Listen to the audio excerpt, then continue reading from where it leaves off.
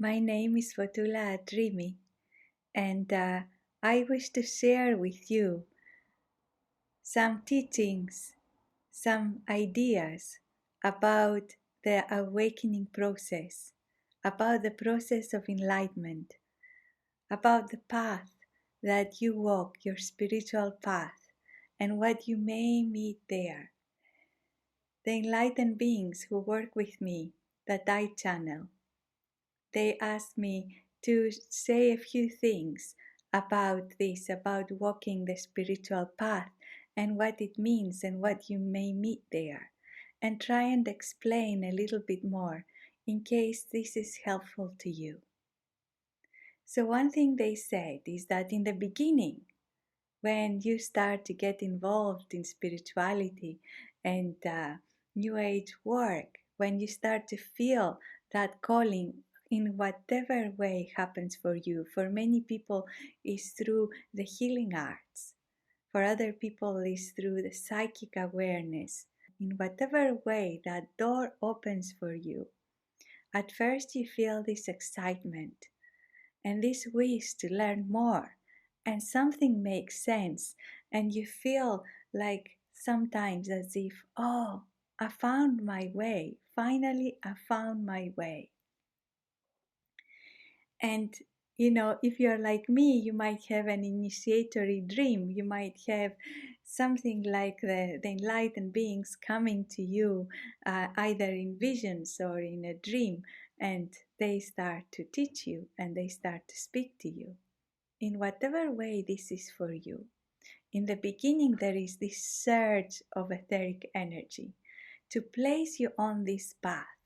And this comes from the enlightened ones. This comes from your higher self that downloads this energy into you to say, here it is, walk this path. And from the spirits who wish to see you walking the path of your soul. There is a deeper calling within you. Your soul chose to experience this. But then what happens is as you step onto the path, you find that not everything is easy. Actually, a lot of difficulties may come because the energy will start to do purification work within yourself. And you might find that the old emotions that were in your body are still there and are coming up. And you might find that you may not be this angelic being that you thought you were, but you have anger and you have disappointments and you have lust and you have all these human emotions. And then your mind, the conditioning of your mind, will start to judge you and say how you cannot do this, how this is too difficult, how you should give up. So many excuses the mind will find to make you give up. It will tell you, look, there are no guarantees in walking this path. If you go to a supermarket and you buy a kilo of apples, then you live with that kilo of apples. You put your money there and you got the kilo of apples, and it's a tangible thing. But hey, spirituality is not like that. If you go to a course to learn about healing, it doesn't mean that when you leave, you can do this. What if you can't? Or if you went on a course to learn about whatever, psychic awareness, doesn't make you psychic necessarily. What happens then? The mind says, you're wasting your resources. You felt good for those 2 days that you engaged in the work, but what happens then? So your mind tries to stop you. Every time you try to sit and meditate, your mind will come up and say, you're wasting your time. Think about all the chores you have to do. Think about all the TV programs you can be watching. And so this happens because your conditioning, which is the programming of the world, it is not you. It is the veil that is around the planet. This conditioning that knows you so well and responds exactly in a way that can really grab you. This conditioning does not want you to awake.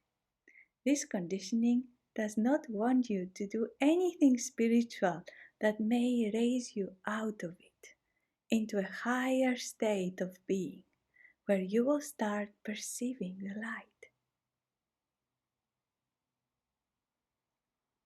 So when that happens, just tell the conditioning, thank you for being concerned about all the things I need to do and all the fears you're bringing up. I know how to look after myself. And I choose, I really choose at this moment,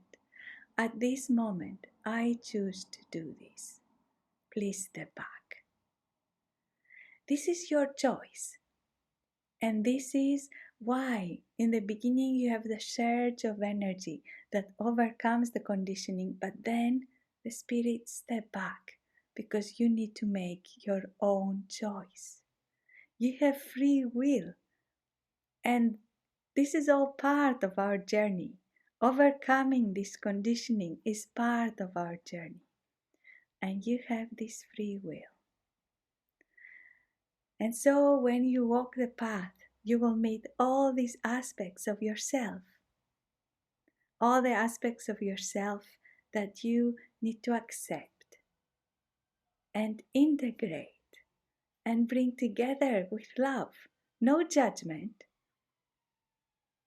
It is not about judging yourself that you are not good enough or spiritual enough. It's about accepting every part of you and embracing every part of you into the whole, reclaiming yourself. And in doing this, you will meet these difficult situations, these difficult memories, this trauma that is in your body will start coming up. It may even come as physical pain because it's stored in the tissues. Everything that you have lived through, everything that you have experienced in this life and in all your other lives, your body knows. And your body can be a door for self-awareness and awakening. If only you could go through your body and find all that is there and heal it, your body will turn into a body of light.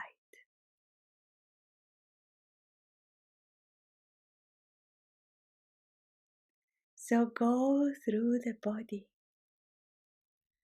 Accept what is coming up and allow it to be. But do not get embroiled into the old stories. If you are to be your own healer, then try and detach from the trauma, even though you're witnessing it and seeing all that is there. So in the Western world, we shut down our emotions.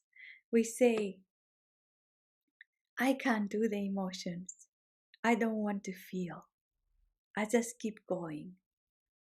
I remember a story where there was this little girl and her father had died and she was so composed and there were no tears. And people said how mature she was. She was not mature. She was numb. And when you do this work, when this little girl does this work, tears flow, beautiful tears, frozen tears. Sometimes she doesn't know why she's crying in her meditation, because something in her does not allow her to go deep in that pain yet. But the tears flow, these blessed tears. Or the anger comes, this blessed anger, from the bullying at school or from anything else that is there.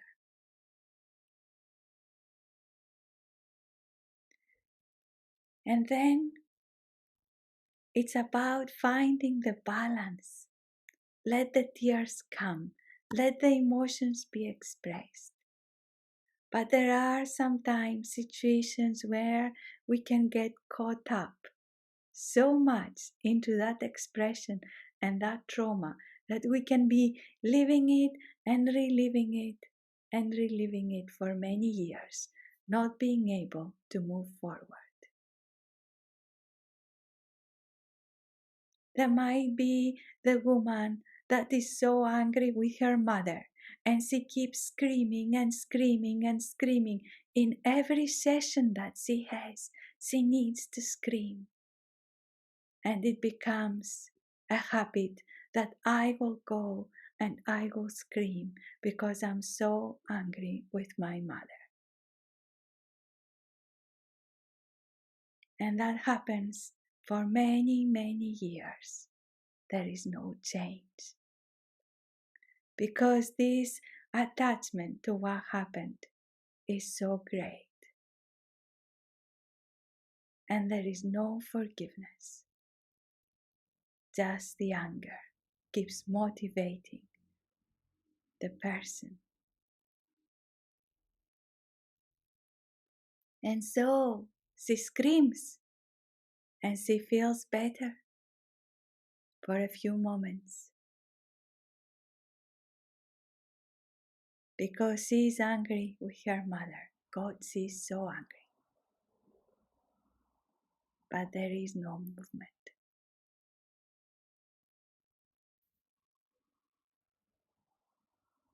So in this path, you will experience all this. But the spirits say,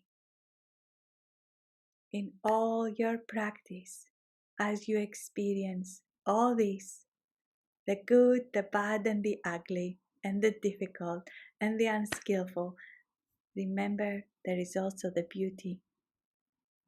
Remember your intention to go past this into the bliss. Connect with the divine love that created you, because what can really heal you in this spiritual path, what can really heal you is the feeling of love, of acceptance from this infinite spirit. Because that love is unconditional and asks nothing from you. It has full acceptance of all that you are. It accepts you more than you accept yourself.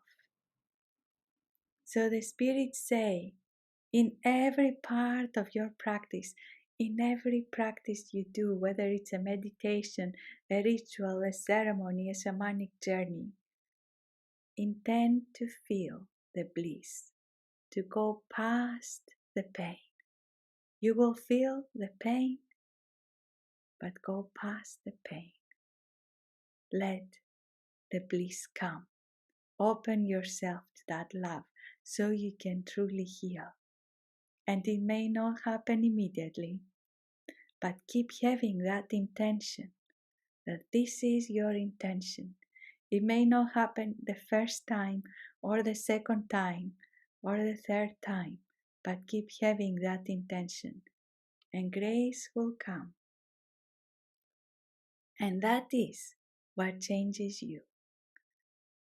But in the meantime, detach from the story. Another thing that happens very much as you walk this path is you find that the people you knew, the people who were your friends, you don't speak the same language anymore. You may find that you feel very lonely.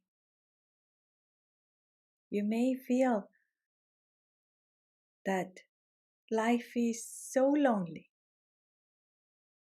Sometimes people leave their partners.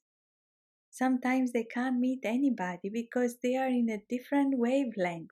They are in a different vibration from the rest of their family.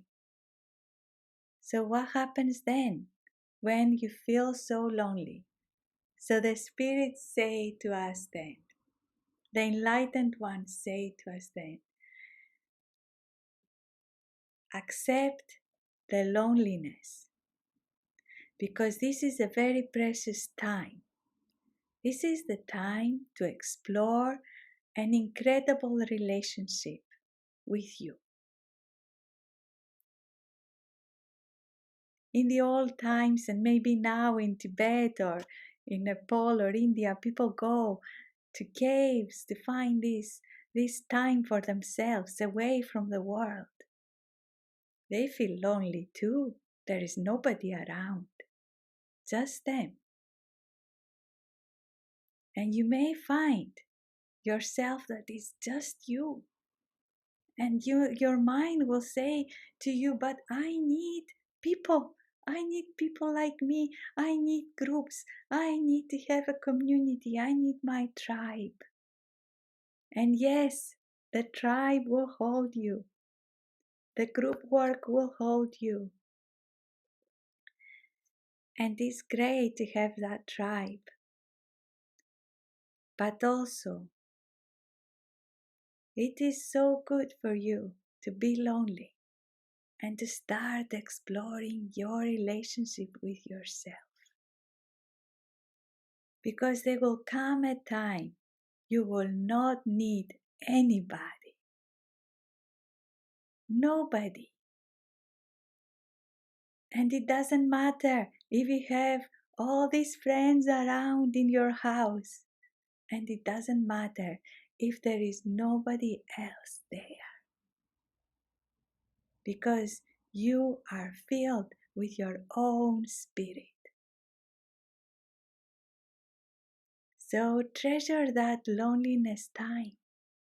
Do not run away from it, trying to fill your days with activity. The spirits say, put your bum on the earth and see how much life there is around you. And call in the spirit light and feel the love that is around you. You are never alone.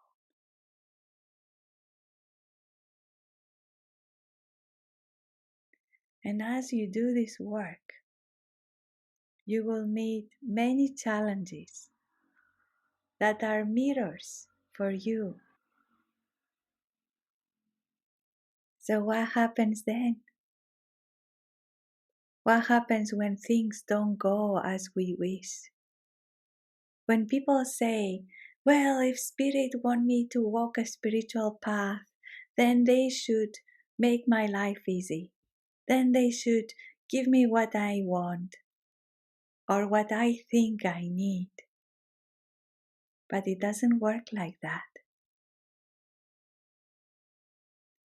This path asks us to surrender to the flow of life and trust that flow. This path asks us to trust in our heart, in our sacred heart, in our divine connection.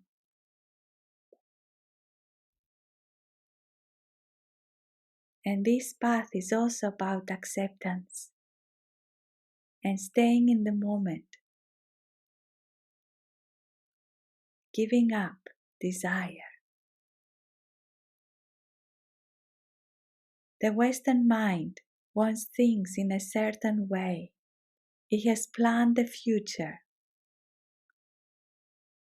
but it may not be the future that your higher self and your soul wish for you. Remember, the conditioning can never make you happy. It doesn't know how. Your heart does. So I wish you a wonderful, wonderful time walking the path of your soul. This is why you're here, to really evolve into your spiritual light. Thank you.